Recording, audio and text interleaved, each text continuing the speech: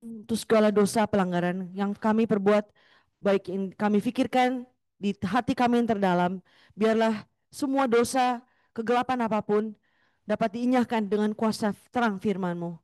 Bapa, persiapkan hati kami untuk dapat menerima benih firman-Mu dengan baik, sehingga setiap benih yang kami terima tidak jatuh sia-sia, tapi dapat berakar kuat di dalam hati kami, menjadi pohon yang lebat dan berbuah yang menyenangkan hatimu dan memberikan engkau makanan pada waktunya.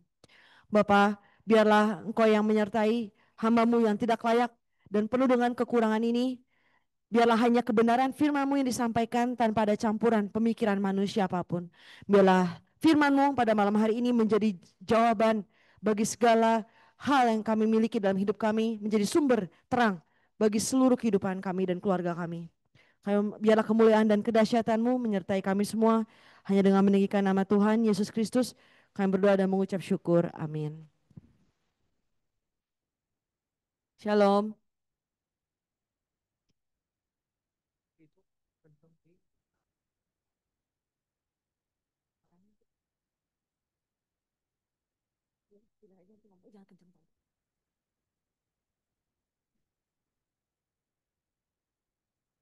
Cek, cek, cek.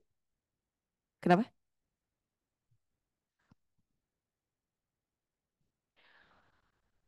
Shalom. Gimana kabarnya?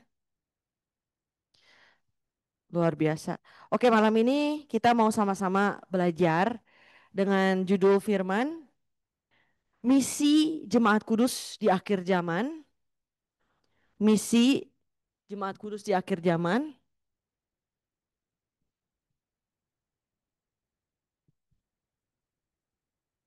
Saya singkat akhir zaman AZ ya. Di akhir zaman sebagai pelita sejarah penebusan.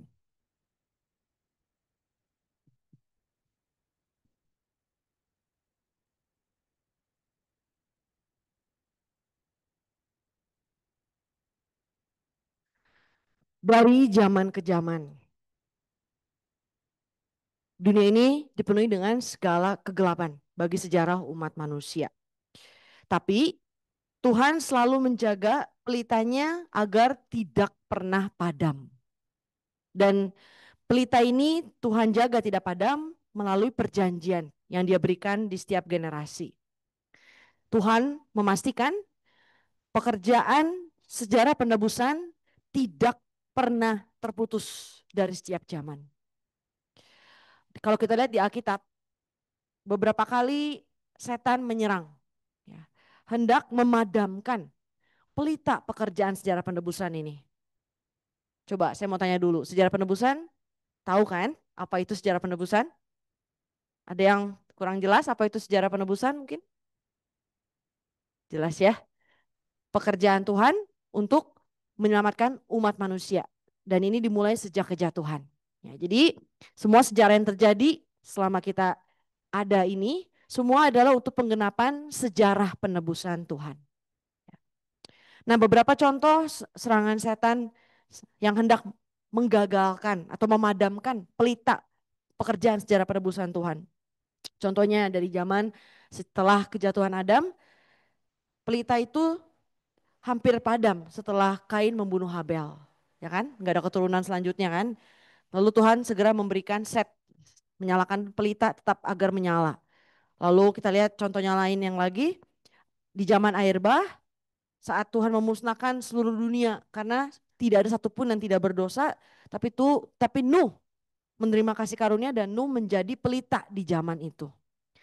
Lalu contoh lagi di zaman Musa, di saat Firaun membunuh semua bayi laki-laki orang Ibrani, Tuhan menjaga Musa dan Musa dijadikan pelita di zaman itu. Lalu di zaman saat raja-raja, di saat Raja Atalia, ada yang pernah dengar Raja Atalia? Tahu ya, raja yang sangat jahat sekali. Dia permaisuri lah ya, permaisuri raja. Jadi dia adalah Atalia. Tuhan waktu itu Atalia membunuh semua keturunan Daud dan kita tahu Yesus akan datang sebagai keturunan Daud. Jadi kalau misalnya semua dibunuh kan bahaya. Jalur Mesias akan terputus. Tapi Tuhan menyelamatkan Yoas. Ya, ada Raja Yoas diselamatkan, dia pun menjadi pelita yang tetap menyala. Lalu di zaman Rut sama, umat Israel hampir dimusnahkan, dibunuh satu bangsa, ya kan? Tapi Rut menjadi pelita yang menyelamatkan bangsanya. Lalu nggak berhenti di situ. Di zaman Raja Herodes, Herodes membunuh semua bayi laki-laki dari umat Israel, ya kan? Karena setan ingin menghentikan kedatangan Yesus kan. Jadi tetap Tuhan selamatkan bayi Yesus menjadi pelita, ya. Nah, ini tidak berhenti sampai kepada zaman kita di akhir, yaitu saat ini. Setan pun hendak memadamkan pelita Tuhan, ya. Untuk kita di akhir zaman adalah jemaat kudus, dan juga itu adalah gerejanya, gereja firman, gereja yang melakukan pekerjaan dan menggenapi pekerjaan secara penebusan Tuhan, pekerjaan secara penebusan Tuhan, itu pun hendak iblis hancurkan. Ya. Jadi ini tidak berhenti saudara. Kita jangan terlengah bahwa kondisi kita itu selalu berperang setiap saat dengan iblis. Dimulai dari individu, iblis mau memadamkan pelita di hati kita semua, pelita iman kita, sampai ke skala gereja, sampai terus skala bangsa. Setan akan terus memadamkan semua pekerjaan Tuhan. Nah, kita yang semakin aktif, semakin rajin, semakin mau beriman, semakin diserang. Ya. Referensi Wahyu 12. Ya. Kita lihat Mazmur 18 ayat 29. Mazmur 18 ayat 29.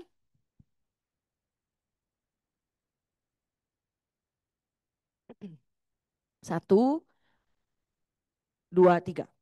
Karena engkaulah yang membuat pelitaku bercahaya. Tuhan, Allahku menyinari kegelapanku.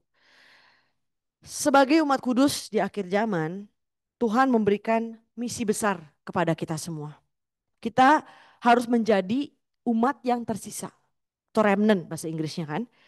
Dan tugas kita sebagai remnant atau sebagai umat yang tersisa adalah menjaga agar pelita Tuhan tetap menyala sampai penggenapan sejarah penebusan dengan sempurna. Jadi ingat saudara, setiap hari kita berperang melawan kegelapan dan kita harus selalu berjuang menjaga pelita itu tidak pernah padam. Poin besar pertama, apakah pelita Tuhan?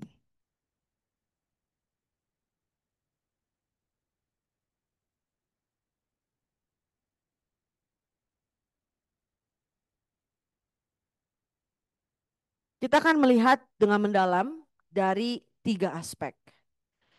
Poin kecil pertama, pelita yang ada di dalam kemah suci atau kandil emas di dalam Alkitab namanya ya. Kandil emas atau pelita itu sama di dalam kemah suci.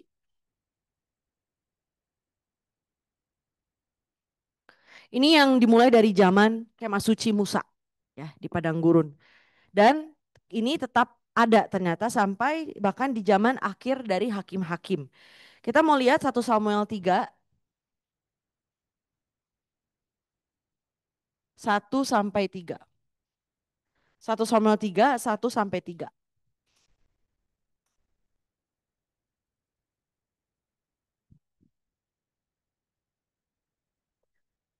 Oke, kita baca bersama ya. 1, 2, 3. Samuel yang muda itu menjadi pelayan Tuhan di bawah pengawasan Eli. Pada masa itu firman Tuhan jarang. Penglihatan-penglihatan pun tidak sering. Pada suatu hari, Eli yang matanya, ngeheng. Pada suatu hari, Eli yang matanya mulai kabur dan tidak dapat melihat dengan baik, sedang berbaring di tempat tidurnya. Lampu rumah Allah belum lagi padam. Samuel telah tidur di dalam bait suci Tuhan, tempat tabut Allah. Ya. Ini adalah di masa akhir dari hakim-hakim, di tengah situasi bangsa Israel yang sangat gelap secara rohani. Ya. Tapi pelita Tuhan tidak padam ternyata, walaupun gelap saudara ya. Kondisi seperti apa hakim-hakim? Ini adalah gambaran akhir zaman, kondisi kita. Kita lihat yang pertama, kondisi seperti apa hakim-hakim. Yang pertama 1 Samuel 3 ayat 2, tadi katanya apa? Balik ke ayat 2 Ci. 1 Samuel 3 ayat 2. Oh, ayat 1 sorry, 1 sampai 3 ayat 1, maaf. Ya, pada masa itu firman Tuhan jarang. Terus apa? Penglihatan-penglihatan pun tidak sering. Jadi artinya firman Tuhan susah ditemukan saudara. Kalau tidak ada firman Tuhan artinya gelap gak? Gelap. Ini kondisi gelap. Di akhir zaman kan serupa. Akan datang masa kelaparan akan firman Tuhan. Di Amos 8, 11 sampai 12. Lalu kondisi seperti apa? Di akhir hakim-hakim ini atau di zaman hakim-hakim, kita lihat Hakim 21 ayat 25. Hakim-hakim 21 ayat 25.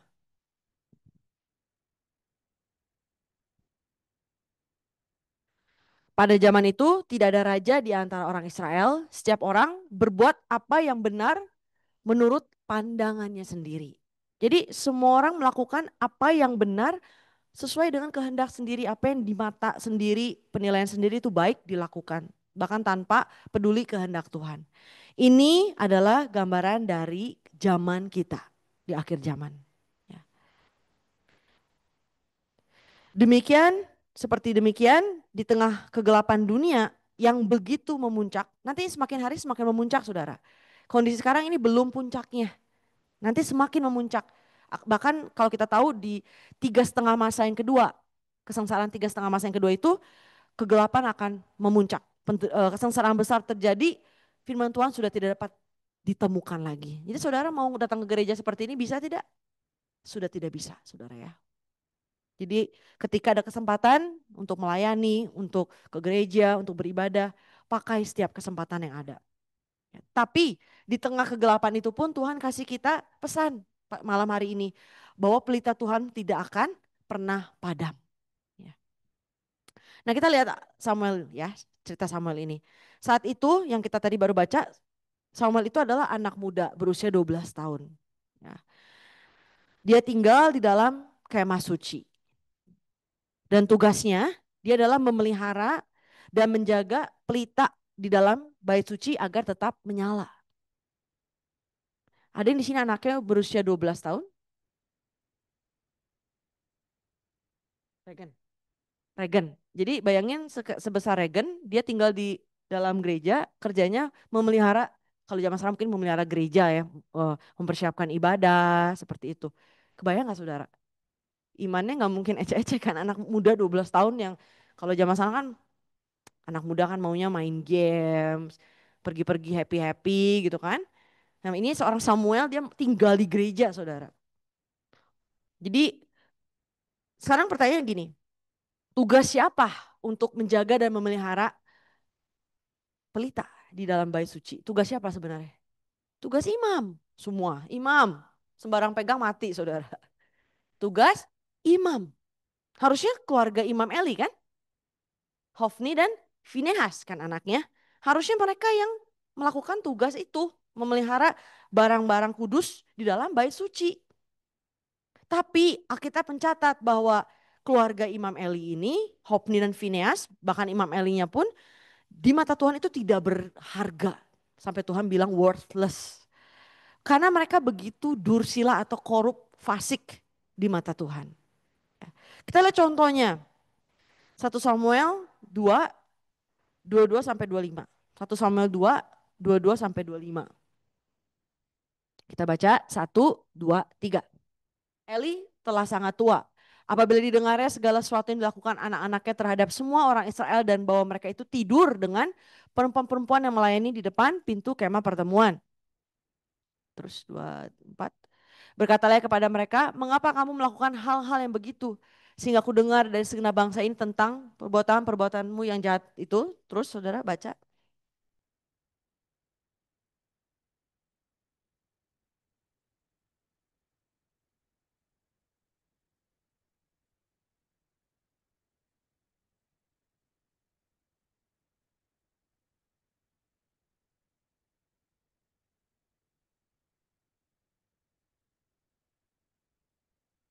Nah faktanya ini kan Hofni Finehas, dia pria dewasa betul nggak? Sudah bisa sampai tidur, meniduri perempuan-perempuan di kemah pertemuan, depan kemah pertemuan. Berarti kan sudah cukup dewasa betul saudara ya? At least sudah puber lah, udah dewasa. Tapi kenapa sampai seperti ini tingkah lakunya saudara? Padahal dia anak seorang imam. Karena Eli tidak tegas dari kecil, apakah berarti dididik dengan baik dalam iman? Tidak kan berarti kan. Mungkin oh nggak mau dengar firman, oh ya udah nggak apa-apa. Nggak mau ke gereja, oh ya udah nggak apa-apa. Yang suka-suka kamu aja, yang penting kamu happy ya anakku. Tapi hasilnya ya jadi begini. Dan di saat sudah terjadi anaknya sudah seperti itu, bayangin Eli yang sudah rentak, help nih Vine, sudah kabur matanya ya. Kamu jangan tidur sama perempuan depan kemah pertemuan. Didengerin gak dengan seumur Hopni Finance yang udah besar gitu? Didengerin gak saudara? Mana didengerin? Sudah terlambat kan? Udah jadi gitu. Dan cuman ngomong gitu aja kan si Eli. Terus gak didengerin, oh ya udah gitu. Jadi karena begini situasi keluarga imamnya, Tuhan jadi pakai Samuel. Seorang anak muda berusia 12 tahun. Tuhan tidak memandang usia saudara. Tuhan juga tidak memandang jabatan. Tuhan memandang ketaatan. Ketaatan yang penuh terhadap firman Tuhan. Orang yang taat akan dipakai sebagai pelita yang menyala untuk melakukan pekerjaan Tuhan. Saudara mau jadi pelita Tuhan yang menyala di tengah kegelapan? Taatan saudara. Bukan soal jabatan siapa dia, usia apa tidak saudara. Nah poin kecil kedua,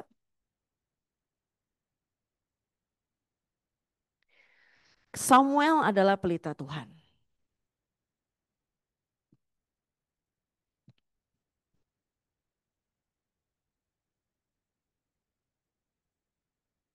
Satu Samuel 3 ayat 2. Pada suatu hari Eli yang matanya mulai kabur dan tidak dapat melihat dengan baik sedang berbaring di tempat tidurnya. Melalui kondisi penglihatan mata Imam Eli.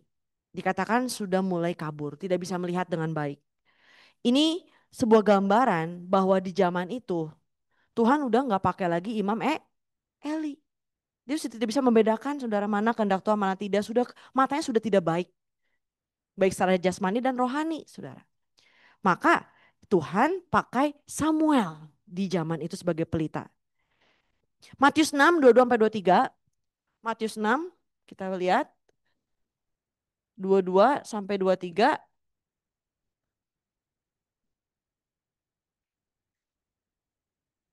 Satu, dua, tiga. Mata adalah pelita tubuh. Jika matamu baik, teranglah seluruh tubuhmu. Jika matamu jahat, gelaplah seluruh tubuhmu. Jadi jika terang yang ada padamu gelap, betapa gelapnya kegelapan itu. Nah, ini mungkin kalau waktu kita baca, saya pribadi dulu masih samar-samar ya. Maksudnya mata pelita tubuh, terus kalau matanya baik, terang seluruh tubuhmu. Saya tag-nya atau ambilnya hurufiah. Oh, jadi kalau mata kita ngeliat yang baik, tubuh kita terang gitu ya. Seolah-olah seperti itu. Memang betul secara secara jasmani iya yang kita lihat kalau negatif ya pasti ke dalam jadi negatif kan. Tapi ini ada lebih dalamnya lagi Saudara. Nah, memang secara ilmiah pun apalagi mungkin CAV ngerti ya secara medis, bagaimanakah mata bisa melihat secara ilmiahnya, secara medis. Kan belajar fisika dulu gimana mata bisa melihat? Hmm? Cahaya masuk kan? Dari cahaya kan? Cahaya masuk. Terus terang saya juga cek ChatGPT ya. Saking udah terlalu lama SMA saya cek ChatGPT. Jadi cahaya masuk kan? Kita masih ingat kan ada super F ya? Ingat gak? Ada yang anak fisika di sini? Puji Tuhan, kita semua anak IPA, IPA ya? Oh, ada yang IPA di sini? Hah, serius gak ada yang IPA? Berarti kerajaan Allah bakal milik anak IPS gak bercanda saudara. Beneran gak ada yang IPA ini? IPA kan? Kamu jangan merendah dong. Gitu. Gak apa-apa, jangan malu. IPA itu justru kebanggaan saudara. Nah, kan masuk kan matanya cahaya masuk ke dalam mata. Terus mata manusia dapat melihat dengan baik karena kan ada yang dipantulkan. Jadi pertama cahaya masuk ke mata dibiaskan, ya kan? Difokuskan oleh kornea dan lensa, lalu diteruskan ke titik apa tuh? Saya lupa, retina. Terus nanti ke saraf optik nyampe ke otak sinyalnya. Nah, itu kan proses melihat ya. Nah, berarti kunci dari awalnya bisa masuk ke dalam mata itu adalah cahaya. Jadi kalau misalnya kenapa oleh karena itu kenapa kalau digelapin segalanya kita jadi nggak bisa lihat karena tidak ada cahaya yang masuk ke dalam mata. Apakah ini kebetulan Tuhan ciptain proses melihat secara jasmani seperti demikian, saudara? Ini kan secara rohani juga sinkron. Pelita adalah, mata kita adalah pelita. Secara rohani pun sama, saudara. Untuk dapat melihat pun sama, kita butuh cahaya. Jadi pelita itu adalah roh jiwa kita, sisi dalam manusia. Kita lihat Amsal 20 ayat 27. CAP pasti IPA kan? Masih nggak percaya loh, masa nggak ada IPA? IPA kan? Itu juga, kok Agus IPA kan? Ah ini merendah sekali ini, aduh. Kaget saya nggak ada IPA, Kak. Kayak nggak mungkin gitu. Jangan-jangan itu juga IPA, Rafael. IPA juga. Wah, ada kan? Jangan bikin saya kaget gitu, nggak ada IPA. Amsal 20 27 ayat 27.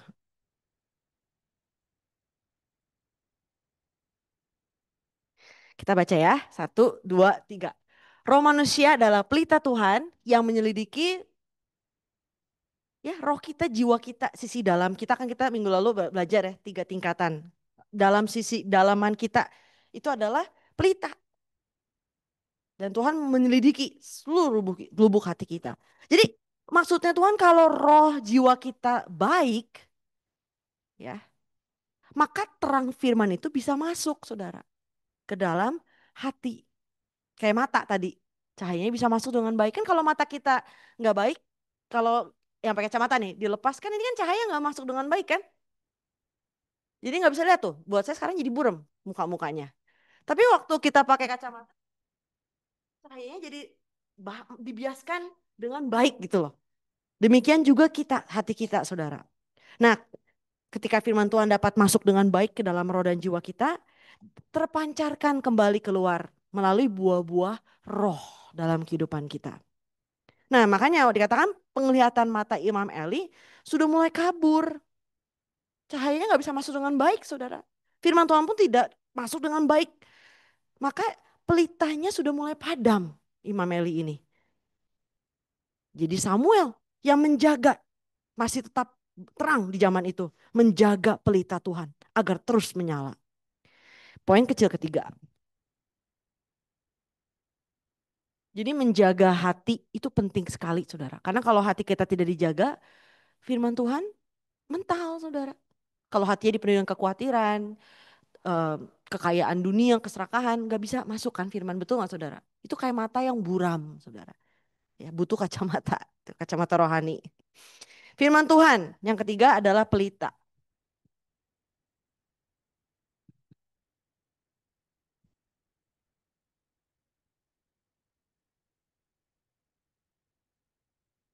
Firman Tuhan adalah pelita Tuhan. Kita lihat 2 Tawarik 21 ayat 7.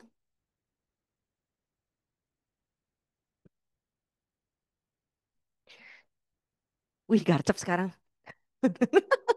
Oke, kita baca ya. Satu, dua, tiga. Namun demikian, Tuhan tidak mau memusnahkan keluarga Daud oleh karena perjanjian yang diikatnya dengan Daud. Sesuai dengan yang dijanjikannya bahwa ia hendak memberikan keturunan kepadanya dan kepada anak-anaknya untuk selama-lamanya. Ada terjemahan yang tidak tepat di sini, ya. Jadi kalau kita lihat di sini kata keturunan dalam bahasa aslinya adalah nyir. Ya, nyir. Ini tuh dalam bahasa aslinya adalah pelita. Pelita, bukan keturunan. Ya. Entah kenapa terjemahannya selalu ada aja gitu yang terlalu, bukan terlalu, yang melenceng sekali menurut saya. Jadi di sini kata yang sama yang dipakai di Amsal 20 ayat 27. Nyir, pelita. Jadi kalau kita baca sekarang beda kan? Sesuai dengan yang dijanjikannya bahwa ia hendak memberikan pelita kepadanya. Dan kepada anak-anaknya untuk selama-lamanya. Jadi Tuhan mau kasih keturunan kepada Daud dan keturunannya pelita. Sebuah pelita, a lamp, bahasa Inggrisnya itu a lamp. Nanti saudara cek aja di NKJV ya, a lamp, sebuah pelita yang terus menyala selama lamanya. Nih saya bacain ya. Yet the Lord would not destroy. the house of David because of the covenant that he had made with David. And since he had promised to give a lamb to him and to his sons forever. A lamb. Ya. Jadi ini menunjuk kepada perjanjian yang Tuhan dirikan bahwa Tuhan akan memberikan pelita kepada Daud dan keturunannya selama-lamanya. Pelita ini adalah perjanjian yang Tuhan berikan di setiap zaman. Mazmur 119 ayat 105. Mazmur 116 ayat 105. Satu, oh belum. Dipuji garcap langsung grogi ya. Satu, dua, tiga. Firman-Mu itu pelita bagi kakiku dan terang bagi. Jadi pelita itu adalah firman Tuhan, perjanjian Tuhan. Lalu kita lihat, kan Tuhan tadi janjikan mau kasih pelita perjanjian ini kepada Daud dan keturunannya selama-lamanya. Berarti termasuk kita nggak saudara? Amin. Kan Roma 2:21 sampai 22. Yahudi sejati adalah orang yang bersunat hati kan. Jadi bukan harus secara biologis saudara jadi bangsa Israel saudara masuk ke dalam keturunan Daud. Ketika kita percaya Yesus kita jadi anak Abraham dan keturunan Daud kan. Jadi kita berlaku pelita ini untuk kita semua saudara. Dan keturunan-keturunan kita semua. Kita lihat Mazmur 105 ayat 8. Ayat 8. Mazmur 105 ayat 8.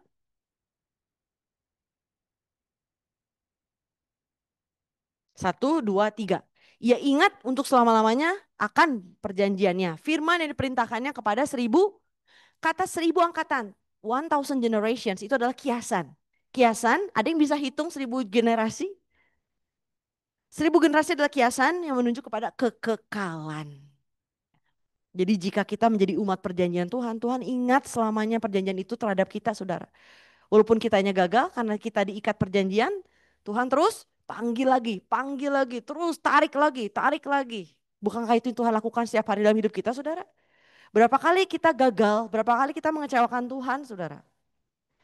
Ketika firman Tuhan yang sejati berdiam di dalam diri kita, di dalam keluarga kita.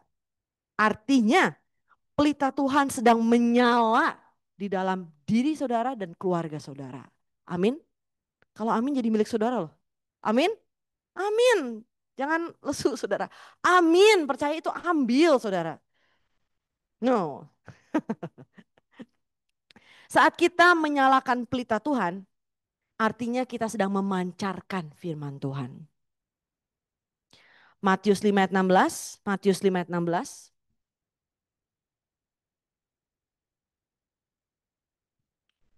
Kita baca.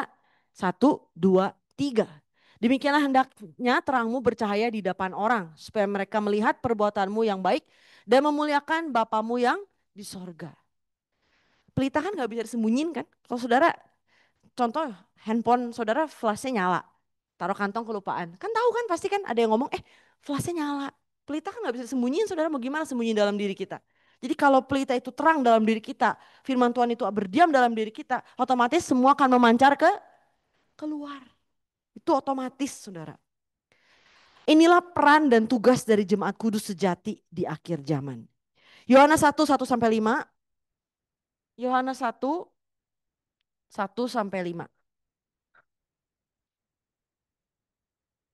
1, 2, 3.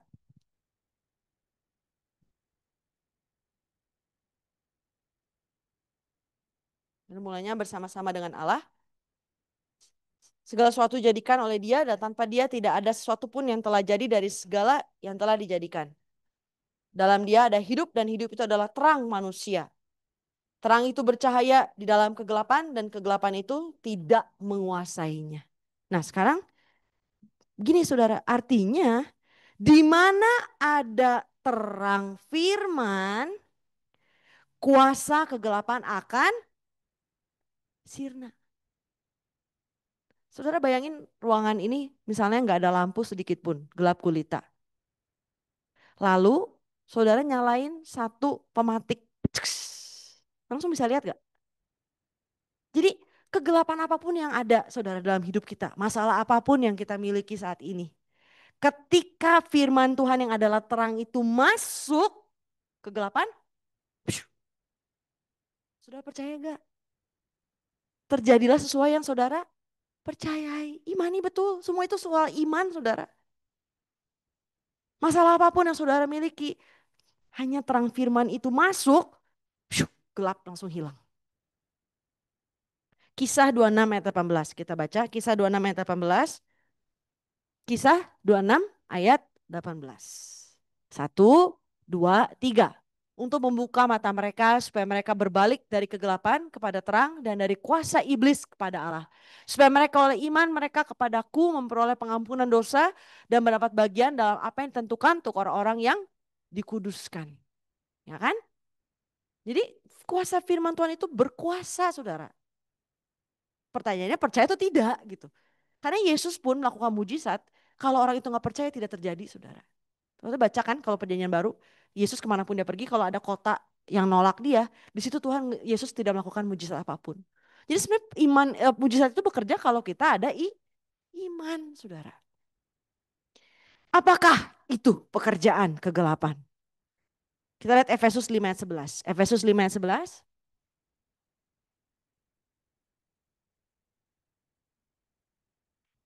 Satu, dua, tiga. Janganlah turut mengambil bagian dalam perbuatan-perbuatan kegelapan yang tidak berbuahkan apa-apa. Tetapi sebaliknya telanjangilah.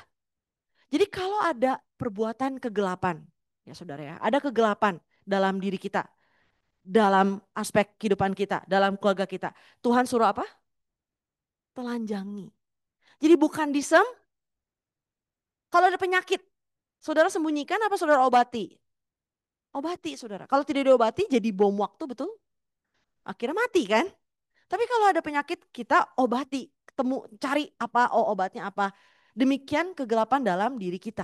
Kita harus telanjangi. Jadi ketika firman Tuhan terang itu mengekspos kegelapan kita, jangan tersungging. Ya kan? Betul gak sih? Kan firman Tuhan menusuk pasti kan? Aduh, aduh. Bersyukur saudara, karena Tuhan sedang mengekspos, menerangi. Kayak contoh saudara masuk ke sebuah ruangan yang gelap gulita, misalnya rumah sudah lama tidak atau gini deh di rumah saudara ya, ada satu ruangan yang saudara jarang kunjungi, biasanya gudang betul, gudang gitu ya, gudang yang jarang saudara sentuh. Nah suatu hari saudara masuk ke gudang itu, gelap nih gudangnya ya, sampai nggak ada lampu, saling saudara nggak pernah kunjungi, lampu pun nggak pernah dibenerin misalnya. Saudara masuk, udah bertahun-tahun nggak pernah ngecek gudang itu, saudara nyalain senter, cek, apa isinya kira-kira? Selain debu, serang laba-laba, terus ada kecoa, itu ya nomor satu kecoa, terus apa lagi? Tikus, terus mungkin ada bangke, mana tahu ada bangke tikus, ya kan? Ya semua jenis-jenis itu kan ada semua kan, debu lah, kotoran, jamur, betul? Nah ini kan bagaikan hati kita saudara, betul nggak? Hati kita kan, sebelum center firman set ke hati kita, isinya itu semua. Ada tikus, ya roh, maksudnya ini analogi ya, maksudnya bukan saudara. Ada kegelapan ini, keserakahan ini, kebencian, ada iri hati, ada kedegilan. Ini semua kan di dalam hati kita kayak gudang kotor itu saudara. Firman Tuhan datang, ciu, nyalain senter ke setiap hati. Terus jadi ketahuan kan, gara-gara firman, ah ternyata saya masih begini ya. Oh ini harus saya ubah. Betul nggak saudara? Siapa yang menyadarkan kita kalau bukan firman? Nah kita lihat selanjutnya Efesus 5:3-7. Contoh-contohnya pekerjaan kegelapan yang ada di hati manusia. Efesus 5:3-7 kita baca 1, 2. Jadi ini lanjutan, ini ayat sebelum yang tadi, ayat 11 tadi. Jadi ayat 11 tadi bilang ini pekerjaan kegelapan. Nah ayat 3-7-nya menjelaskan apa? Kita lihat. 1, 2, 3. Tetapi percabulan dan rupa-rupa kecemaran atau keserakahan disebut saja pun jangan di antara kamu. Sebagaimana sepatutnya bagi orang-orang kudus. Demikian juga perkataan yang kotor, yang kosong atau yang sembrono. Karena hal-hal ini tidak pantas. Tapi sebaliknya ucapkanlah syukur. Karena ingatlah ini baik-baik. Tidak ada orang sundal, orang cemar atau orang serakah. Artinya penyembah berhala yang mendapat bagian di dalam kerajaan Kristus dan Allah. Janganlah kamu disesatkan orang dengan kata-kata yang hampa. Karena hal yang demikian mendatangkan murka, sampai situ ya. Sampai 7 satu lagi sebentar. Satu lagi ya? Iya, iya. Ini adalah kegelapan seperti gudang kotor tadi. Hati manusia semua tanpa firman. Dikatakan sampai disebut pun jangan. Sejijik itu. Emang kalau saudara masuk ke gudang itu, saudara nemuin tikus, nemuin kecoa, saudara piara. Ih kecoa lucu, terus saudara ambil, saudara piara gitu kan, enggak kan? Kita kan langsung baygon, basmi, bersihin, betul gak saudara? Ada yang piara kecoa di rumah atau tikus? Berternak gitu? Kan enggak kan? Jadi kalau kita pun menemukan kedegilan, kekotoran dalam hati kita, keserakahan, itu semua jangan dipelihara. Ya gimana caranya? Ya di center saudara, dikasih terang, hilang semua lenyap. Ya. Kondisi hati manusia tanpa terang Tuhan itu seperti apa? Kita lihat Kejadian 1 ayat 2. Kejadian 1 ayat 2. Bumi belum berbentuk dan kosong. Gelap gulita menutupi samudra raya dan roh Allah melayang-layang di atas permukaan air. Ini adalah gambaran hati manusia. Ya. Jadi 7 hari penciptaan itu bukan secara hurufiah, hari pertama, hari kedua, karena tidak logis. Hari keempat baru diciptakan matahari, bulan, dan bintang. Lalu untuk definisi ganti hari 1, 2, 3 gimana? Sedangkan di hari pertama Tuhan bilang jadilah terang. Sumber terang apa saudara di alam semesta? Hah? Apa? Sumber terang di alam semesta apa? Hah? Matahari. Nggak ada matahari kan nggak ada terang kan? Nah tapi matahari baru diciptakan hari keempat. Jadi hari 1, 2, 3-nya gimana? Terang di hari pertama itu apa? Ada makna rohaninya. Ya. Nah jadi ini Tuhan lagi bilang salah satunya tentang kondisi hati manusia. Sebelum terang firman Tuhan itu datang, kondisi hati manusia adalah gelap, tidak berbentuk, itu dalam bahasa aslinya kacau. Ya. Tidak ada aturan gitu, kacau balau gitu. Hampa. Bukankah itu kita sebelum bertemu dengan Yesus, hidup mau apa ya? Tiap hari gini terus, bangun tidur, makan, tidur, bangun lagi besok kerja capek. Nanti happy sebentar, capek lagi, sedih lagi. Udah sedih nanti happy, nanti capek sedih. Lama-lama udah gitu terus apa? Terus udah gitu punya ini punya itu, udah gitu mati. Pernah merasakan hampa seperti itu sebelum terima Yesus? Semua pasti merasakan seperti ini. Apa sih maknanya hidup? Capek banget ya. Kok saya gini-gini amat sih hidup? Gitu. Karena tidak ada terang firman, saudara. Jika terang firman masuk dengan benar ke dalam hati dan jiwa, otomatis pekerjaan kegelapan akan sirna. Tapi jika kita merasa sudah menerima firman, nah tapi gejalanya hatinya tetap hampa, tetap kacau, tetap bete, galau, hidup yang penuh dengan keserakahan, kegelapan. Artinya cahaya terang firman itu tidak diterima dengan baik. Ada yang salah dengan mata rohaninya. Seperti penglihatan Eli yang buram. Jadi seharusnya formulanya selalu sama saudara. Formulanya gelap ketemu terang jadi terang. Semua kegelapan hilang. Jadi kalau udah bilang saya sudah percaya Yesus, sudah beribadah sekian tahun. Tapi hidupnya masih terus seperti itu. Tidak ada perubahan gelap terus. Karakternya tidak berubah. Hatinya selalu gelisah, selalu takut, selalu khawatir. Berarti something is wrong. Tidak masuk saudara. Betul nggak? Kalau misalnya saudara yang minus nih, buram, terus ke dokter mata, udah dikasih kacamata tapi jalannya masih kesandung terus. Berarti ada yang salah dengan lensanya kan? Salah ukuran kan? Gitu. Matius 6 ayat 23. Matius 6 ayat 23. Kabur. Ada yang punya kitab, kita baca Matius 6 ayat 23. Jika matamu jahat, gelaplah seluruh tubuhmu. Jadi, jika terang yang ada padamu gelap, betapa gelapnya kegelapan itu. Ngerti kan sekarang maksudnya konteksnya saudara? Jika matamu jahat, gelaplah seluruh tubuhmu. Kalau mata rohani kita nggak bisa terima terang firman itu dengan baik, seluruh tubuhnya jadi gelap. Saudara bisa kan membedakan diri saudara kalau lagi gelap, lagi terang? Bisa nggak ngerasain semakin hari? Dengan semakin belajar firman kan semakin kayak dokter buat diri sendiri saudara. Betul nggak? Kalau kita bangun tidur kan bisa sense gitu ya. Aduh kenapa ya perasaan saya seperti ini. Aduh makin peka kan jadinya. Aduh ini kurang kurang baca firman ini. Aduh saya kurang makan rohani ini. Rohani saya mulai lapar. Poin besar kedua. Biasanya kalau lagi gelap kan terpancar saudara. Betul nggak? Dari mana coba? Muka salah satunya. Dari perkataan. Terus kan tingkah laku. Betul. Iya. Maksudnya it's very obvious saudara. Orang lagi gelap atau lagi terang tuh very obvious. Kalau misalnya ada ya, memang ada orang yang bisa bersandiwara ya. Dia gelap tapi dia berusaha untuk misalnya gitu tetap happy. Tapi kan nggak bisa dibohongin kan? Kan ketahuan gitu lama-lama. Ini kok kayak aneh gitu. Karena nggak bisa saudara menutupi kegelapan dan terang itu semua akan terpancar semuanya. Ya. Kita lihat yang poin besar kedua, misi Jemaat Kudus sebagai pelita sejarah penebusan. Misi Jemaat Kudus sebagai pelita sejarah penebusan. Saya singkat sejarah penebusan SP ya. Misi Jemaat Kudus sebagai pelita sejarah penebusan. Poin kecil pertama, seperti apakah Jemaat Kudus yang menjadi pelita pekerjaan Tuhan di akhir zaman? Saya mau tanya siapa yang mau jadi pelita pekerjaan Tuhan di akhir zaman, angkat tangannya. Oke, Cisani nggak mau. Lagi ngetik saya tahu. Jadi harus gimana kalau gitu supaya kita bisa jadi pelita seperti Samuel saudara. Yang pertama, hidup berpusatkan pada gereja dan ibadah. Tidak ada cara lain saudara.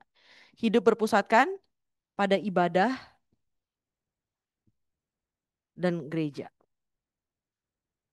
Welcome back. 1 Samuel 3 ayat 3. Boleh dibuka. 1 Samuel 3 ayat 3. Kita baca ya. 1, 2, 3.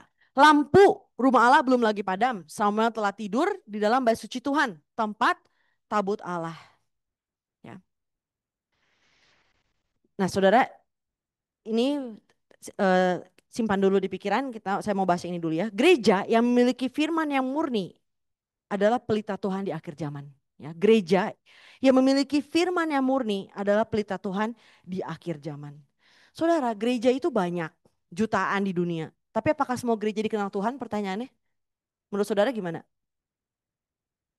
Apakah semua gereja dikenal Tuhan? Ingat Matius 7, 21 sampai 23. Bukan semua orang yang berseru Tuhan, Tuhan, Tuhan yang dikenal. Itu semua kan konteksnya jemaat, jemaat kan?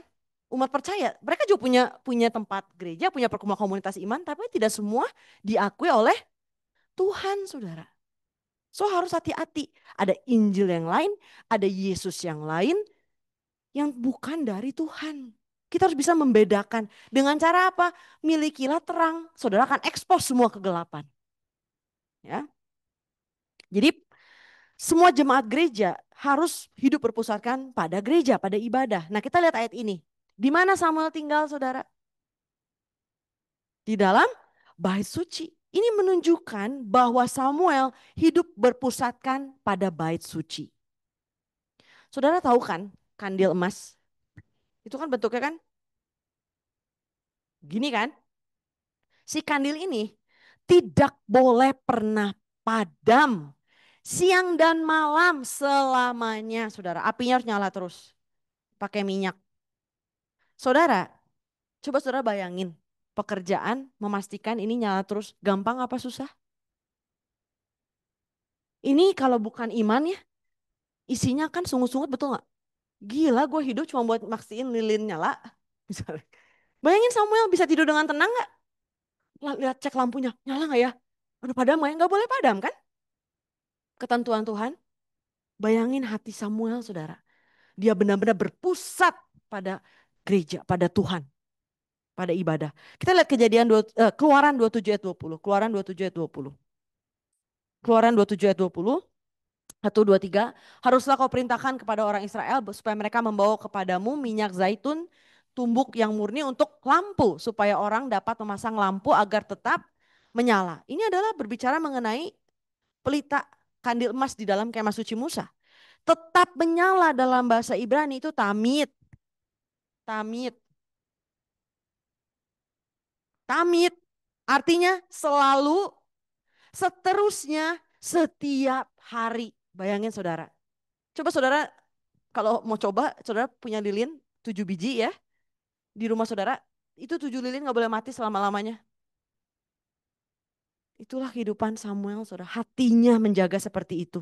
Ini kan gambaran pelita hati kita kan? Ini pelita hati nggak boleh sampai padam, saudara. Seterusnya siang dan malam harus dijaga. Ini pekerjaan tidak mudah. Jika bukan dengan iman yang benar dan ketaatan yang mutlak, tidak mungkin bisa. Kita lihat sebaliknya di ayat kedua. 1 Samuel 3 ayat 2. 3 ayat 2. 1 Samuel 3 ayat 2. Kita lihat sebaliknya.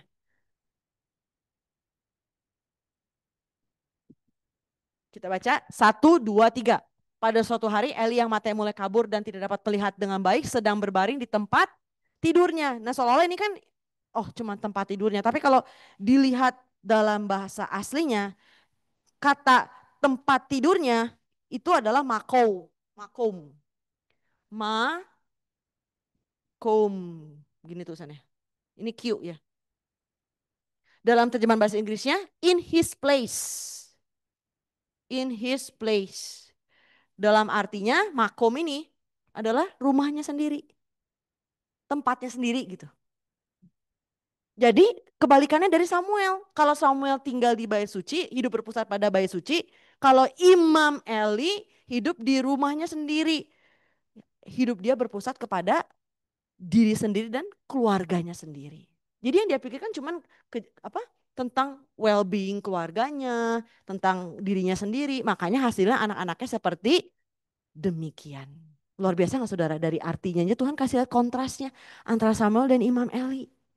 Jangan salah paham, bukan berarti saudara semua nanti camping lagi ya seperti kemarin tidur di bait suci. Tapi ini kan makna rohani. Hati saudara selalu berpaut pada bait suci, pada firman Tuhan, pada ibadah, pada gereja.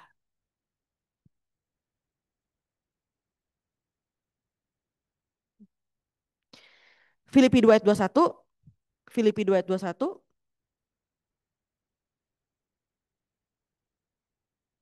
1, 2, 3. Sebab semuanya mencari kepentingannya sendiri, bukan kepentingan.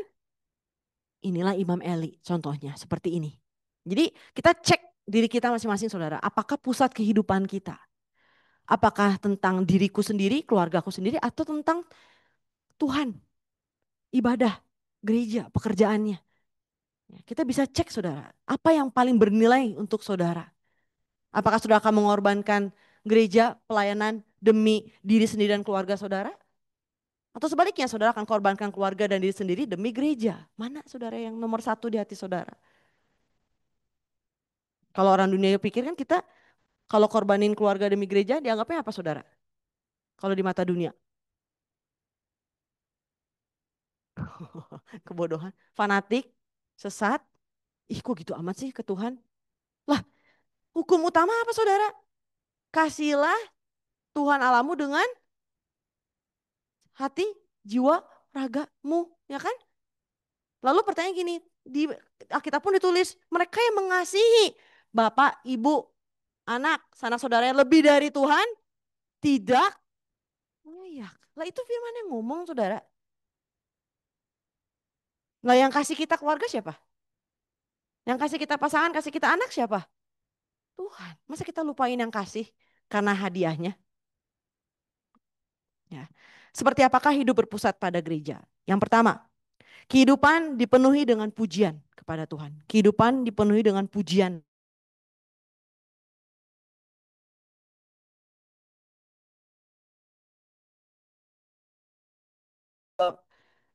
Diri kita, melindungi keluarga kita. Benar gak saudara? Siapa sih yang gak berusaha gitu orang tua misalnya melindungi anaknya. Benar gak saudara? Tapi pertanyaannya, perlindungan yang mutlak yang terbaik yang bisa diberikan kepada anak kita itu kalau bukan dari Tuhan, dari siapa saudara? Saudara bisa lihat 24/7 anak saudara. Bisa saudara lihat anak saudara 24/7, pastikan dia gimana, apa segala. Gak ada yang tahu. Siapa yang bisa jaga keluarga saudara? Semua kalau bukan Tuhan saudara. Betul? Kalau udah tahu Tuhan bisa jaga seperti demikian, berarti kita harus mengutamakan siapa saudara? Dikatakan di Amsal kalau jalan seseorang berkenan di hadapan Tuhan, Tuhan yang akan jaga semuanya saudara. Bahkan musuhnya pun dibikin berdamai. Matius 6 ayat 33. Carilah dahulu kerajaan Allah, semuanya akan ditambahkan. Tapi banyak orang formulanya kebalik. Kalau lagi ada masalah, sorry ya, gue gak bisa datang ibadah. Lagi banyak masalah. Ibaratnya kayak ngomong ke dokter, sorry ya, saya gak bisa datang ke rumah sakit. Lagi sakit. Logik gak saudara? Sorry ya, saya gak bisa ke gereja.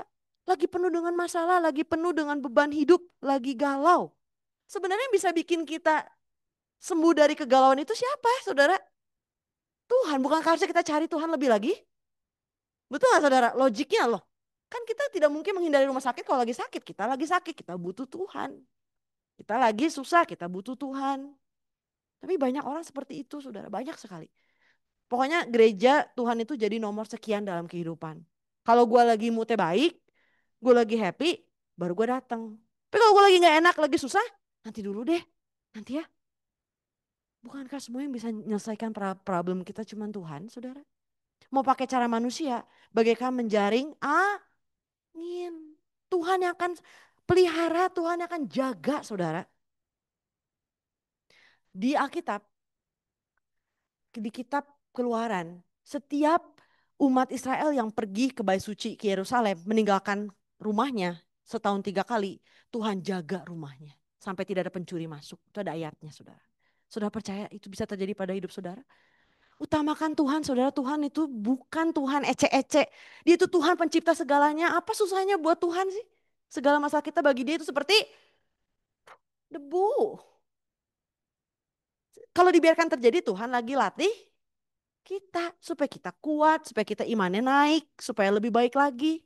Kalau kita lulus ujian, Tuhan kan akan balikin semuanya, betul gak saudara? Ujiannya kan di tangan kita kan? Seolah kenapa ini terjadi padaku? Tuhan lagi kasih ujian. Supaya saudara naik kelas imannya. Gitu. Amin. Amin. Saudara ya. Kehidupan yang penuh dengan pujian kepada Tuhan. Yesaya 43 ayat 21. Yesaya 43 ayat 21. Oh sudah. Umat yang telah kubentuk bagiku akan memberitakan kemasyuranku. Umat yang telah kubentuk, Tuhan ciptakan kita semua untuk menyatakan kemasyuran. Kata kemasyuran dalam bahasa Ibrani itu adalah tehilah. Bukan tekilah saudara ya. Tehilah. Tehilah ini artinya pujian, lagu atau kidung. Kemuliaan, kekaguman. Bukannya, maksudnya gini, di hati pun saudara bisa kan memuji Tuhan. Kalau saudara happy, ya orang lagi happy, dia biasanya ngapain? Bersenandung kan. Misalnya di dapur saudara lagi happy, ibu-ibu nih, lagi happy banget gitu ya. La la la la, masak kan. La la la la la, masak kan. Senangnya hatiku, ada yang gitu nggak lagi happy?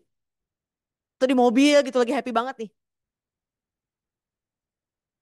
Ada nggak yang gitu? Kalau happy gitu, pengen nyanyi kan? Kalau kita lagi happy kan dari hati pengen nyanyi gitu. Kalau kita lagi bersyukur hatinya, kan rasanya pengen, bahkan rasanya di mobil pun pengen, wah loncat gitu rasanya. Betul nggak saudara? Happy banget nih. Lagunya dengerinnya juga yang happy-happy gitu. Maksudnya apa kehidupan kita? Itu kalau dipenuhi dengan syukur, tidak terbendung rasa pujian itu akan keluar saudara. Tidak perlu dipaksa, akan keluar. Demikian pun kalau saudara ibadah. Kalau saudara hati dipenuhi dengan syukur, pengen nyanyi ya bawaannya saudara. Kan pujian juga rasanya pengen, wah gitu. WL nggak nyuruh gerak pun saudara akan loncat misalnya itu saudara. Rasanya pengen, aduh terima kasih Tuhan baik kali. Seperti itu kan? Enggak, saya maca sendiri ya saudara. Betul gak sih kalau lagi happy gitu? Hai, halo gitu kan rasanya juga disapa orang, hai, hai gitu. Enggak juga ya. Jadi kalau kehidupan penuh syukur, gak akan terbendung saudara. Akan keluar pujian dalam hati. Terima kasih Tuhan, kau begitu baik, mengagumi, sampai berkaca-kaca penuh haru. Jadi itulah tujuan kita diciptakan saudara. Memuji Tuhan setiap saat, menyembah Tuhan sepanjang hidup kita. Mazmur 47 ayat 8, kita lihat Mazmur 47 ayat 8. Sebab Allah adalah Raja seluruh bumi, bermasmurlah dengan nyanyian pengajaran. Ya, nyanyian pengajaran, nyanyian firman Tuhan, saudara. Firman Tuhan itu seperti nyanyian di hati kita, termatrai. Makanya di Wahyu 14 ayat 3, 144.000 atau jemaat kudus yang termatrai di akhir zaman menyanyikan nyanyian yang baru. Firman Tuhan yang baru ini bukan sesuatu, maksudnya Alkitab baru diberikan yang lain gitu. Alkitab yang sama tapi baru, sesuatu yang baru buat saudara. Artinya yang tadinya tidak tahu sama Tuhan dibukakan, disingkapkan. Buat saudara sesuatu yang wow baru tahu ya. Itulah nyanyian baru, nyanyian pengajaran yang baru. Bukan Alkitab yang lain, Alkitab yang sama tapi Tuhan singkapkan. Hal yang belum pernah saudara dengar seumur hidup saudara. Wow, wah ternyata begini ya. Dan cuma 144.000 yang bisa menyanyikan nyanyian yang baru saudara. Referensi Wahyu 14 ayat 3. Yang kedua, kehidupan yang berdedikasi untuk berkumpul bersama.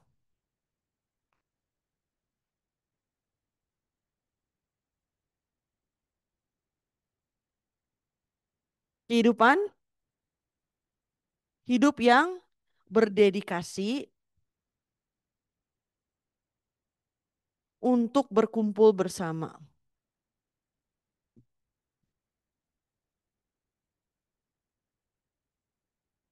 Kita lihat Ibrani 10 ayat 25.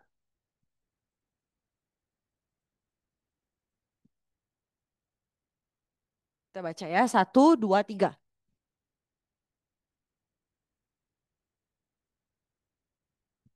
Kita saling menasihati, semakin giat melakukannya menjelang hari Tuhan yang tuh. Penulis kitab Ibrani, menulis ini dipenuhi dengan Roh Kudus. Melihat hari Tuhan itu, dia sudah melihat hari Tuhan yang semakin mendekat. Dan semakin mendekat, dia berkata bahwa semakin mendekat, semakin kita harus lebih giat berkumpul untuk beribadah. Kalau begitu bisa kita katakan akhir dari seseorang sukses atau gagalnya kehidupan imannya ditentukan dari seberapa banyak usaha yang dilakukan untuk berkumpul beribadah di gereja. Betul nggak? Hasil akhir perjalanan iman seseorang masing-masing ya semuanya ditentukan oleh seberapa banyak usaha yang dilakukan atau diberikan untuk datang berkumpul bersama untuk beribadah. Karena penulis Ibrani bilang semakin dekat semakin giat saudara. Berarti untuk orang yang semakin giat akan selamat. Betul nggak saudara? Analogi seperti itu kan, semakin giat ya selamat. Semakin apa namanya ogah-ogahan, semakin malas ya semakin nggak bisa selamat. Apakah itu ibadah saudara? Ibadah yang sejati. Kalau di perjanjian lama kita udah belajar juga kan, adalah memberikan korban persembahan. Kita tahu bagaimana para korban-korban itu dibunuh dengan begitu kejamnya, ya kan? Sampai tidak ada suara lagi baru dibakar, saudara. Artinya saat kita ibadah, diri kita yang lama mati, saudara. Artinya ibadah yang sejati bukan mencari kenyamanan, bukan mencari hal yang memuaskan diri kita, memuaskan ego kita, atau mencari kehormatan, mencari pujian, mencari kebanggaan. Itu semua bukan ibadah. Banyak orang di akhir zaman kan mencari apa yang mereka mau dengar kan. Telinganya yang menyenangkan telinga mereka mau dengar. Ada di ayatnya ya kan.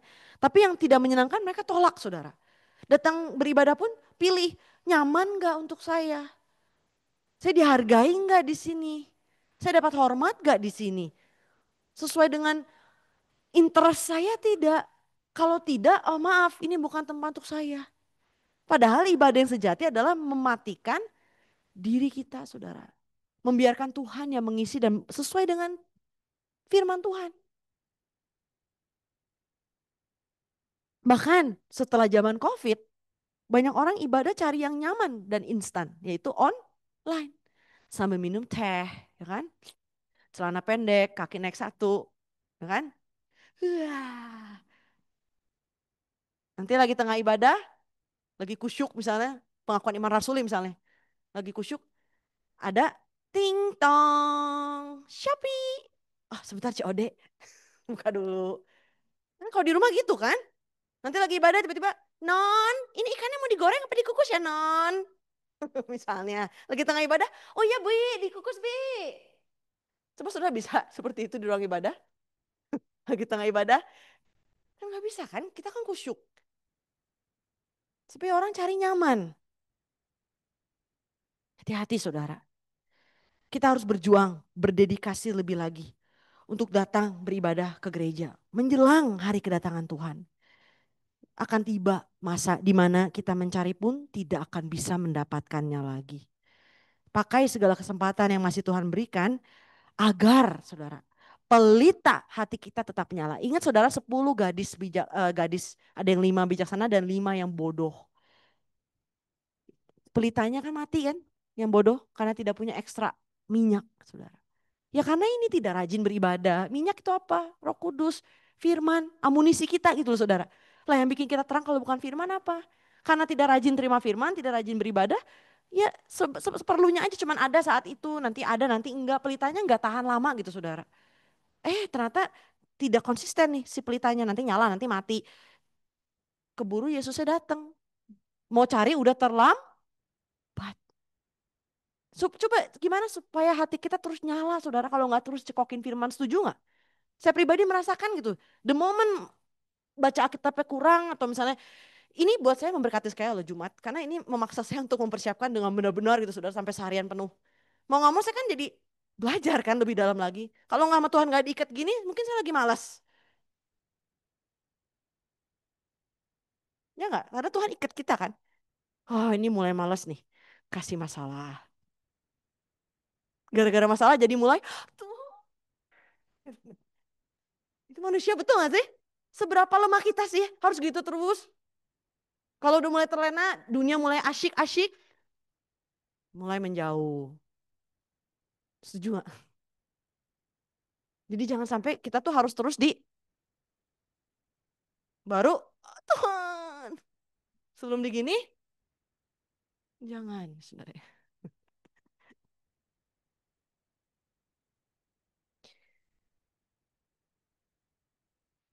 Yang kedua, poin kecil kedua. Ini kan tadi, eh saya jadi bingung. Poinnya banyak. Be.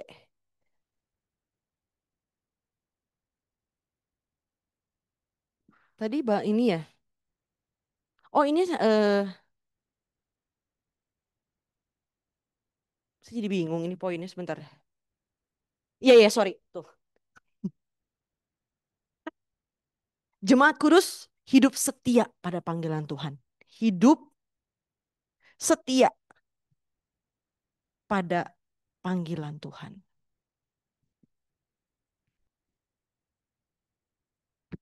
Kalau saudara diikat sama Tuhan, itu bersyukur saudara. Tuhan ikat kita kadang dengan masalah, kadang Tuhan ikat dengan pelayanan, ya kan? Itu semua kan ikatan Tuhan. Supaya nggak lari saudara, nggak jatuh ke dunia. Setia pada panggilan Tuhan, 1 Samuel 3 ayat 3. Kita lihat lagi 1 Samuel 3 ayat 3. Jangan bosan lihat ke Samuel ini saudara ya. Kita baca lagi. Lampu rumah Allah belum lagi padam, Samuel telah tidur di dalam bait suci Tuhan, tempat tabut Allah. Ya. Panggilan Tuhan bagi Samuel adalah memelihara dan menjaga pelita di bait suci terus menyala.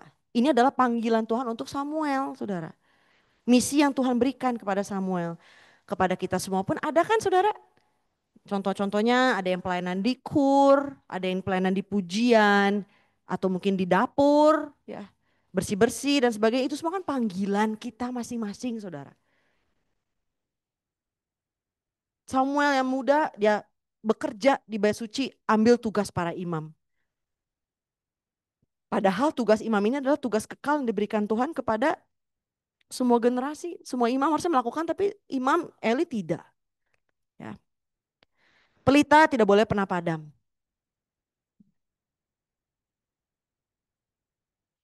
Kenapa sampai anak-anak imam Eli Tuhan tidak pakai saudara. Di 1 Samuel 2 ayat 12 kita lihat 1 Samuel 2 ayat 12. Adapun anak-anak lelaki 1 Samuel 2 ayat 12. Adapun anak-anak lelaki Eli adalah orang-orang dursila, mereka tidak mengindahkan Tuhan. Ya, mengindahkan, mereka merendahkan dan menolak Tuhan. Lalu kita lihat ayat 17, masih pasal yang sama ayat 17, 1-2 ayat 17. Dengan demikian sangat besarlah dosa kedua orang muda itu di hadapan Tuhan sebab mereka memandang rendah korban untuk Tuhan. Jadi korban bakaran, korban itu semua di mata anak-anaknya Eli itu tidak penting, tidak bernilai saudara. Memandang rendah korban untuk Tuhan. Kalau hari ini seperti apa? Memandang rendah ibadah. Memandang rendah gereja. Menganggap ibadah gereja hal yang tidak penting. Oh enggak, saya enggak kayak gitu. Contohnya gimana saudara? Contoh seseorang yang merendahkan ibadah, merendahkan gereja. Contohnya untuk ibadah, kita lihat dari ibadah contoh. Datang telat. Datang kalau mau, rasa hati lagi pengen baru datang. Terus datang pun tidak mempersiapkan diri. Berpakaian tidak pantas, tidak rapi, tidak mandi, tidak membersihkan diri. Ya, bangun tidur langsung gak sikat gigi datang ke gereja. Gak peduli gitu. Coba saudara bayangkan saudara mau ketemu seorang presiden. Saudara diundang ke istana negara. Apakah saudara tidak akan mandi, berpakaian dengan sangat rapi sebaik-baiknya? Tapi kalau untuk Tuhan, nggak ada yang tahu lah. Nggak penting, pakai sendal jepit, cuek, kayak mau tidur. Nggak peduli sambil ngunyah permen karet. Coba saudara kayak gini depan presiden. Saudara dicabut sebagai WNI mungkin. Terus ibadah duduk sambil melakukan hal yang lain. Main handphone, ya kan? Sambil ngobrol sama sebelahnya. Tahu gak kemarin, tahu kan nonton film ini gak lo? Lagi ibadah ini saudara ya, contoh. Pikirannya walaupun duduk, ada yang duduk nih, diam. Tapi pandangannya kosong saudara. Di otaknya lagi, abis ini makan di mana ya? Kayaknya seru juga ya kalau abis ini gua ke PVJ. Boleh juga deh. Aduh besok ketemu klien nih. Meeting jam bla bla bla. Padahal lagi ibadah saudara. Terus datang dengan tujuan motivasi sendiri-sendiri. Pulang sebelum ibadah selesai. Sebelum pemberkatan sudah orang lagi doksologi pemberkatan benediction ya. Tutup mata, saudara ketika jemaat buka mata, jemaat saudara sudah transfigure, sudah hilang pulang ke rumah. Tiba-tiba shit, dia sudah hilang. Hilang bukan diubah, saudara hilang pulang ke rumah. Coba saudara misalnya presiden lagi ngobrol, lagi meeting penting saudara ya. Saudara diundang, saudara berani, saudara, presiden belum selesai ngomong, saudara udah berdiri pulang. Berani gak saya tanya sok jujur? Gak berani kan? Tapi kepada ibadah kita berani saudara. Kenapa anak-anak Eli sampai seperti itu? Karena tidak mengenal Tuhan. Sehingga mereka merendahkan ibadah. Hari ini, jika kita tidak mengenal Tuhan dengan benar, kita akan menjalani kehidupan iman sesuai kehendak sendiri. Sesuai dengan cara sendiri. Diri kita menjadi pusat dari ibadah itu. Di mata Tuhan. Orang-orang demikian adalah orang-orang yang dursila seperti keluarga Eli. Yesaya 1 ayat 13. Yesaya 1 ayat 13. Kita baca 1, 2, 3.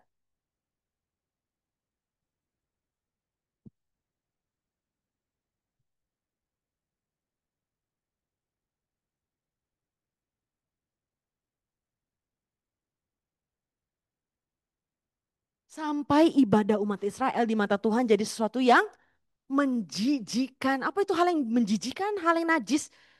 Apa yang menjijikan buat saudara? Kotoran kan? Sampai ibadahnya di mata Tuhan jadi kayak kotoran saudara. Karena tidak dengan hati yang benar. Hati-hati saudara. Walaupun kita datang ibadah tapi kalau di mata Tuhan ibadah kita jadi jijik. Pelayanan kita jadi hal yang jijik. Bahaya gak saudara? Bahaya. Hari ini setiap dari kita menerima panggilan Tuhan. Setiap dari kita ada panggilan dan misi masing-masing saudara. Dan kita harus tetap menjaga pelita sejarah penebusan terus bersinar. 1 Timotius 1 ayat 12. 1 Timotius 1 ayat 12. Satu, dua, tiga.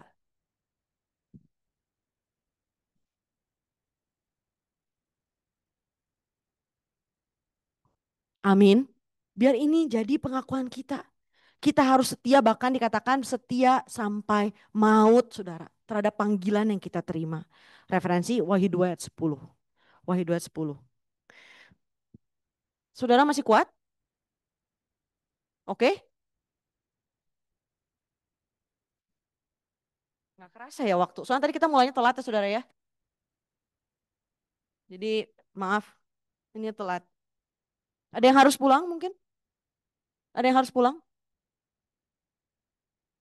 Kalau mau harus pulang nggak apa-apa ya saudara ya. Cuman ini karena kita mulai telat jadi nggak apa-apa ya. Ini sedikit telat jadinya. Poin ketiga.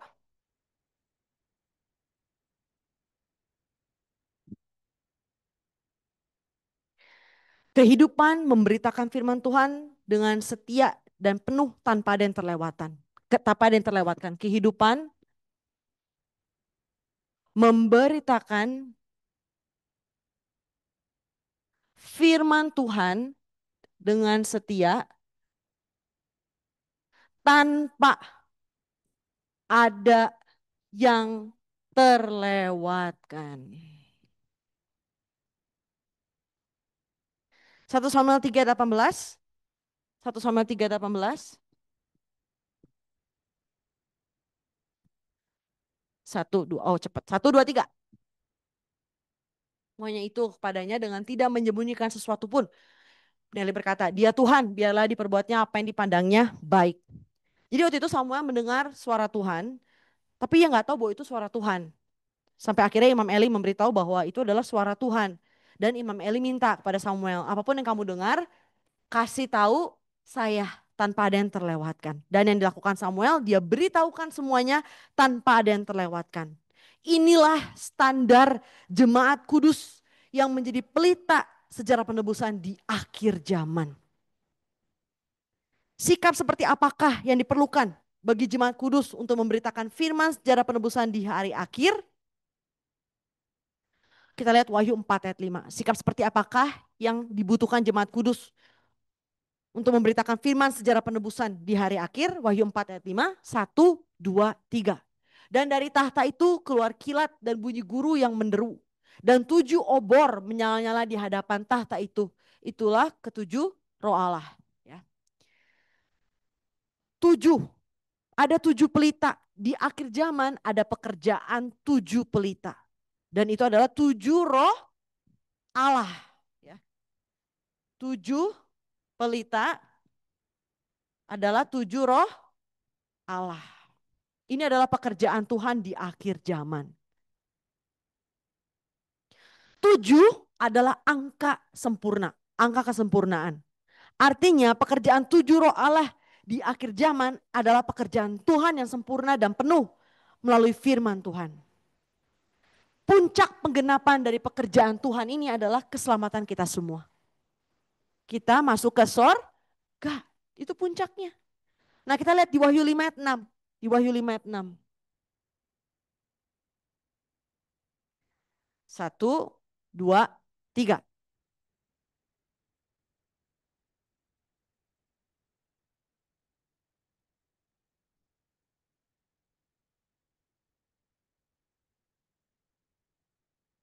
7 roh Allah diapain saudara?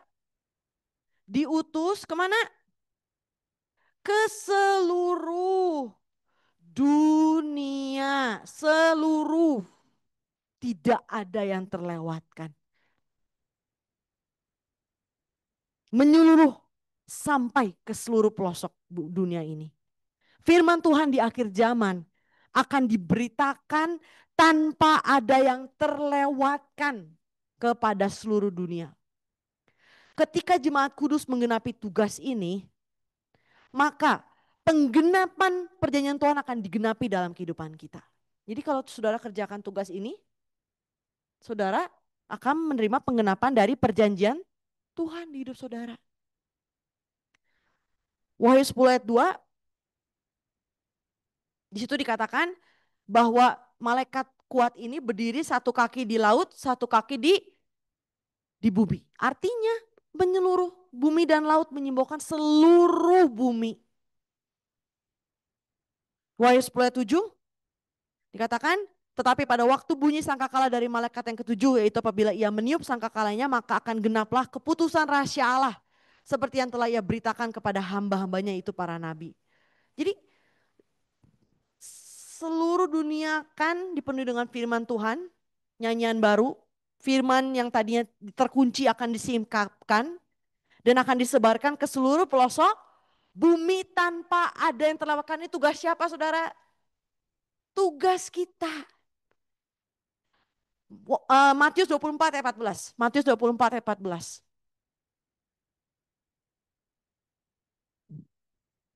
Matius 24 ayat 14, kita baca 1, 2, 3.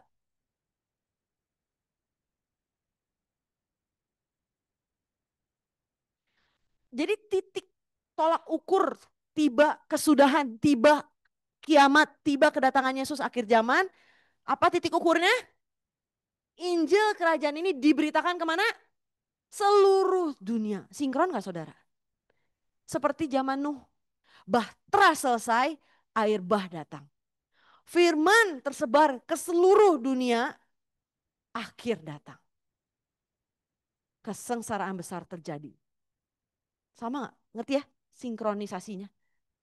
Jadi tugas kita seperti Nuh, saudara.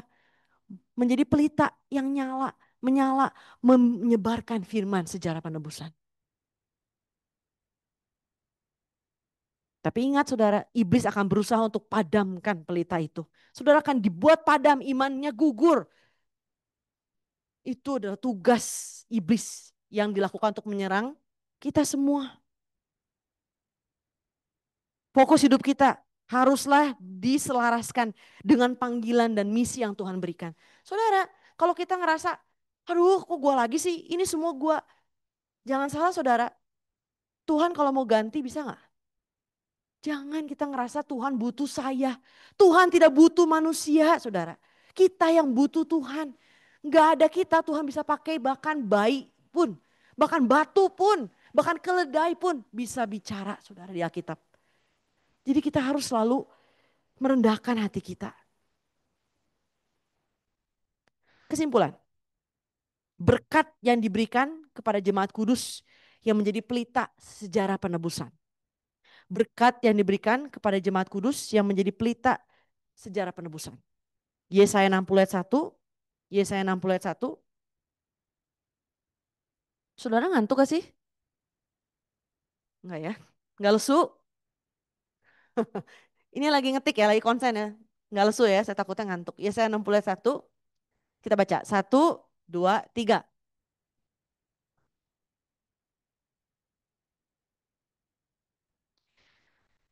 Berkat apa yang Tuhan berikan? Pertama, berkat mendengar panggilan Tuhan secara langsung. Berkat mendengar panggilan Tuhan secara langsung. 1 Samuel 3 ayat 4.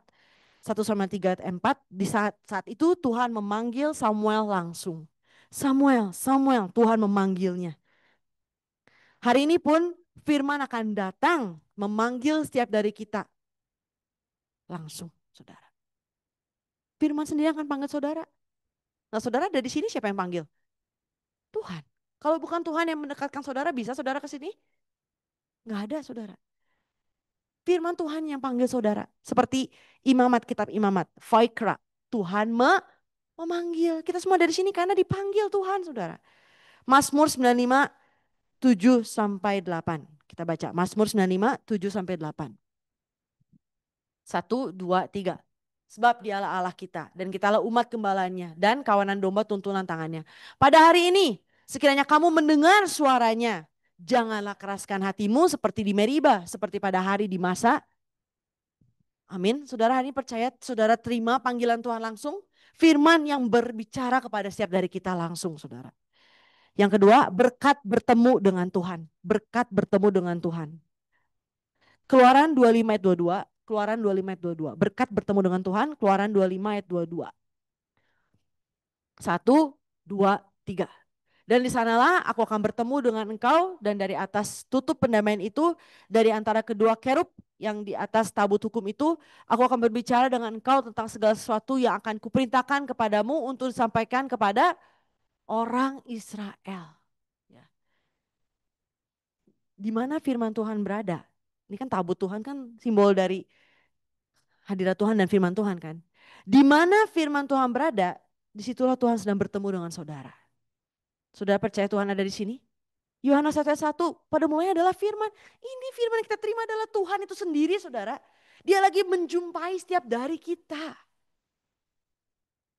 Kalau kita terima dengan iman. Ya. Jadi di mana firman diberitakan, di situ Tuhan bertemu dengan umatnya. Ketiga, berkat mengerti akan hal yang akan terjadi di masa depan. Berkat mengerti akan hal yang akan terjadi di masa depan. Mazmur 25 ayat 12. Mazmur 25 ayat 12. Kita baca. Siapakah orang yang takut akan Tuhan? Kepadanya Tuhan menunjukkan jalan yang harus dipilihnya saudara. Tuhan yang akan menuntun masa depan kita. Langkah kita selama kita menjadi pelita Tuhan di akhir zaman.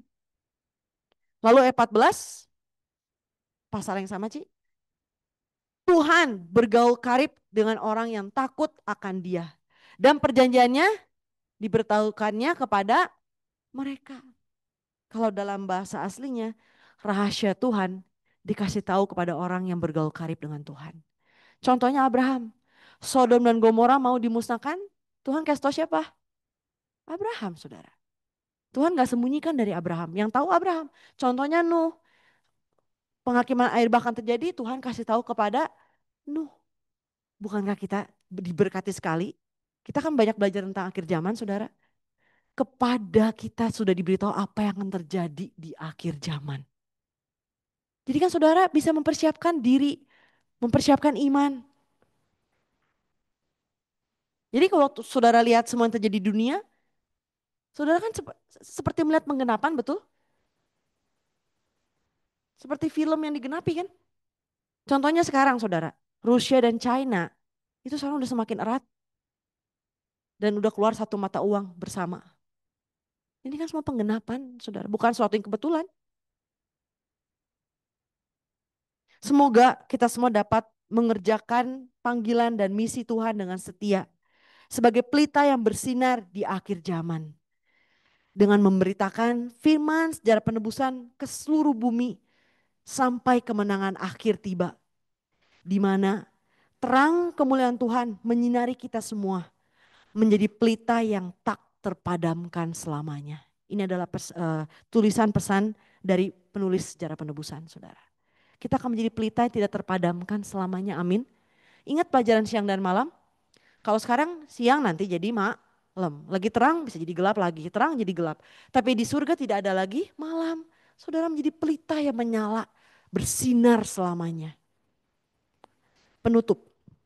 Daniel 12 ayat 3 kita baca bersama.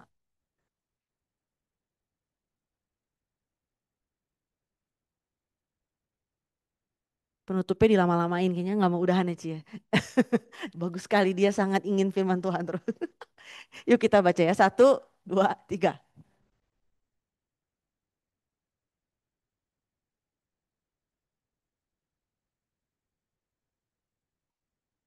Amin. Amin saudara. Jadi ingat yang setan lakukan mau ngapain sekali lagi? Padamkan pelita iman kita. Biar gugur, padam semuanya. Lewat apa? Banyak cobaan dan ujian. Diri kita sendiri, masalah yang terjadi. Pengennya kita padam aja udah menjauh. Tinggalkan Tuhan. Itu yang setan mau lakukan. Saudara kan udah tahu strategi setan. Jangan biarkan itu terjadi. Di saat kegelapan menghimpit, menyerang. Selalu lari kepada firman. Lari kepada terang saudara. The moment terang itu datang ke hidup saudara. Kegelapan apapun akan sirna. Mari kita berdoa. Allah Bapa di surga, terima kasih untuk firman yang kau berikan. Bapa, biarlah firman-Mu yang terang sejati ini menjadi sumber kehidupan kami di dunia yang penuh dengan kegelapan. Bapa, kami kecil dan lemah, kami tidak mampu. Biarlah Engkau yang menyertai gereja-Mu di akhir zaman, Engkau yang menyertai setiap jemaat kudus. Biarlah kemuliaan dan kedahsyatan-Mu menyertai setiap dari kami. Sehingga kuasa kegelapan apapun dihancurkan dalam nama Tuhan Yesus Kristus. Biarlah segala gangguan, apapun itu Bapa, berikan kami kekuatan untuk menang. Berikan kami kekuatan untuk bertahan sampai akhir, menjadi setia kepada panggilan dan misi sebagai pelita yang menyala di akhir zaman yang memberikan terang kepada dunia ini Bapa. Biarlah kami terus mempertahankan iman kami menjadi seperti gadis yang bijaksana, memiliki minyak terus menerus Bapa untuk membiarkan pelita kami menyala sampai kedatangan-Mu yang kedua sehingga pada akhirnya kami menjadi pelita yang tidak terpadamkan. Biarlah kasih karunia-Mu yang memampukan kami, kemuliaan kedahsyatan-Mu menyertai setiap dari kami. Bapak, kami berdoa untuk setiap jemaat kudus-Mu yang sedang dalam masalah, sedang dalam kegelapan, sedang dalam sakit penyakit. Apapun itu Bapak, kami menyerahkan ke dalam tangan-Mu. Biarlah kemuliaan kedahsyatan-Mu menyertai setiap jemaat kudus. Engkau yang menjadi solusi, menjadi terang yang hadir dalam setiap kegelapan di dalam rumah tangga dan individu. Bapak, kami menyerahkan seluruh komsel pada malam hari ini. Lindungilah jemaat kudus-Mu dengan hanya meninggikan nama Tuhan Yesus Kristus. Kami berdoa dan mengucap syukur. Amin. Kita tutup dengan doa Bapak kami.